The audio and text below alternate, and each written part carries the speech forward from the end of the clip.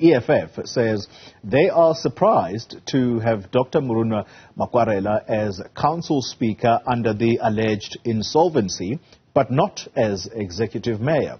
The economic freedom fighters further stating that this means decisions taken by Dr Makwarela as speaker were invalid, including the appointment of Johan Metler as the municipal manager. They say the mayor must remain in his position. Well, let's try and get some explanation now from the EFF's Obakeng Ramabodu. He is the EFF leader in Tshwane. Obakeng, good morning to you. Let's start with what you are saying is puzzling you about this entire episode. So Dr. Makwarela was the speaker for some time up until he was elected mayor owing to developments there.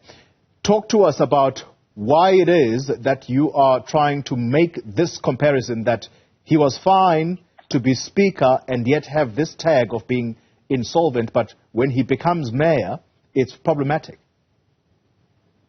Yeah, thank you very much, Xoli, and the viewers of Newzroom Afrika.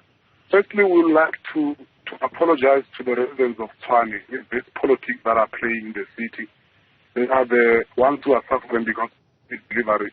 Since 2016, they haven't experienced any service delivery. And this are dealing in the crisis we have already experienced here in terms of service delivery, basic local government services. So we think that these events that are developing here in Tshwane, it's part of the witch hunt that is concocted, or maybe that is planned by the DA to make sure that they get this municipality, which we ask ourselves to do what, because we've been running it from 2016 and we've been from one crisis to another. The Speaker of Council then, as Mr. Makwarela, doctor, was not a problem because he was in the coalition government of the DA. And we are all on record with evidence that the DA all along knew that there are problems with Mr. Makwarela, but because Mr. Makwarela was working with them, they chose to not to disclose that information. I know that the information like that must be disclosed by the party in terms of the Electoral Act, which we want to question as the EFF, that Electoral Act or IEC's duty must be responsible to vet councillors. But currently, it's not like that. The councillors must be vetted by their party, which is very irresponsible from the IEC side. So our question is that why all along they've been quiet? He has taken a very serious decision. You know, it's very worrying that this is not the first allegation against Mr. Makwarela. There was a sexual harassment allegation that was brought before council. And when we raised the issue then in council, the DA were the first to tell us that the councillor can't just be dismissed like that. There are processes that must be followed. Then the process were followed in terms of establishing a committee in terms of the Municipal Systems Act, Section 14 of breach of code of council. Obakeng, let me stop you for a moment. Obakeng, let me stop you for a moment. You're giving up a lot of information, and I need to quickly follow up on the one element you have just mentioned. You are saying that Mr. Makwarela, at some point, there was an allegation of sexual harassment that was brought against him. Is that what you are saying, and when was this? It was last year somewhere around November when there were allegations that were brought to council.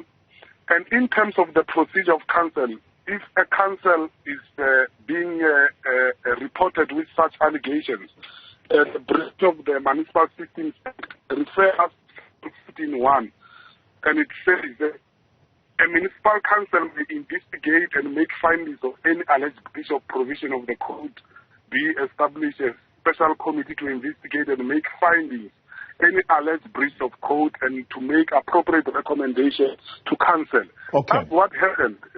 All right. Wait for it. Please wait for me. The committee brought the report to council. Right. So wait for me. I need you to work with me here so that viewers are taken along as we continue this conversation. All right. So you are saying when that allegation of sexual harassment came through, Dr. Makwarela was protected by the coalition at the time. Is that what you are suggesting? That coalition, of course, led by the Democratic Alliance. Absolutely. Just a pity that they are not here to respond. But I can bring the report to you and the minutes of the last council where they opted to a special committee to investigate Mr. Makwarela, and that committee found no evidence against those allegations. And so what you are suggesting now is that in all probability, the same coalition led by Democratic Alliance may possibly have known about Dr. Makwarela's status as an insolvent person. Is that what you're saying?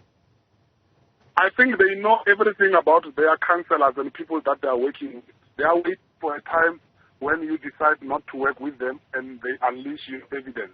They are operating like spookers. They are operating like intelligence officers. Remember, most of them, they are all the pensioners who were working for the apartheid intelligence.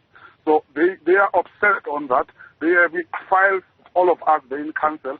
That's why they go to an extent of doing a lie detector. That is not even recognized in terms of the Constitution. All right, so Obakeng, I'm going to ask that we don't make allegations against these parties because they are not here to respond. But, of course, we will have to give them the right of reply. So I just want to conclude this conversation on this point.